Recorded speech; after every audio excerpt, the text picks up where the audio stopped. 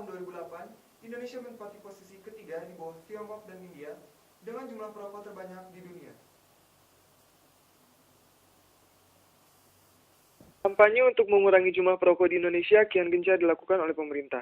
Mulai dari peringatan tertulis dalam kemasan, hingga yang baru-baru ini dilaksanakan adalah pencantuman tanda gambar bahaya merokok.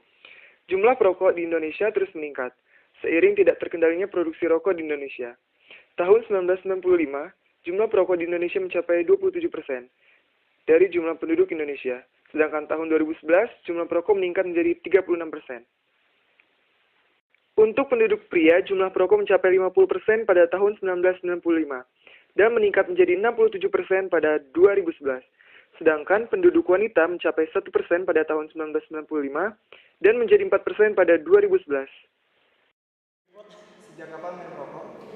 Dimulai pada saat setelah lulus SMA.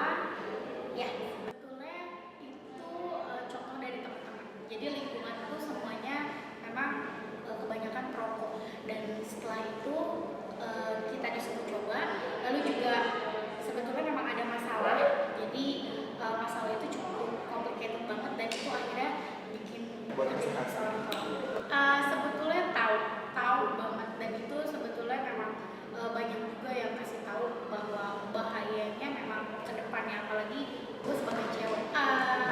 Yang terlihat mungkin memang rokok itu bahaya untuk mulut ya, karena memang zat-zat yang ada terkandung dalam rokok itu yang memang bahaya, terus juga bikin bibir hitam itu yang kontras banget kelihatan. Dan sebetulnya gue juga punya riwayat kesehatan sakit bronkitis, dan itu pada saat sebelum merokok cukup parah, tapi ditambah merokok penyakit itu semakin parah banget, dan itu bikin gue kadang suka sakit.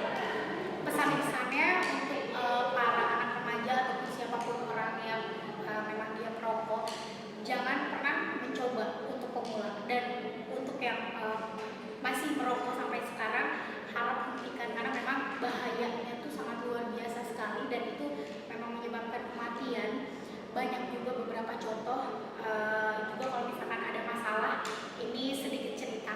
Kalau misalnya memang lo punya masalah yang besar, sebesar apapun, itu jangan lari ke rokok. Apalagi kalau misalkan kita ngerasa kita belum punya duit sendiri, belum punya penghasilan sendiri, dan itu uang masih dari orang tua, kayaknya nggak lucu kalau misalkan pakai. Bahaya rokok dan dampak rokok bagi kesehatan memang sudah dicantumkan dalam bungkus rokok yang dijual di pasaran. Rokok menyebabkan kanker, serangan jantung, impotensi, dan gangguan kehamilan dan janin. Walaupun bahaya rokok sudah dicantumkan, masih banyak masyarakat Indonesia yang merokok aktif. Efek untuk seorang perokok ya, kalau efek itu kan bisa perokok pasif dan aktif, pasif dan aktif ya. Kalau untuk jangka pendek bagi seorang, ya bisa masih ya untuk baik mau yang aktif maupun yang tidak aktif. Untuk jangka pendeknya ya bisa mengganggu pada saluran pernapasan, otomatis kan bisa sesak gitu ya.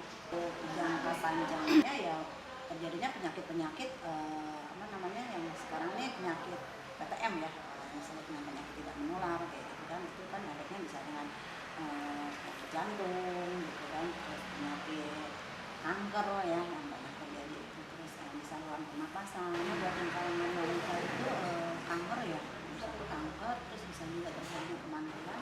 Untuk mengurangi jumlah perokok yang ada di Indonesia, pemerintah melalui Menteri Kesehatan telah menyediakan klinik berhenti merokok yang terdapat di puskesmas di seluruh Indonesia. Rifki Arkansyah Budiman melaporkan.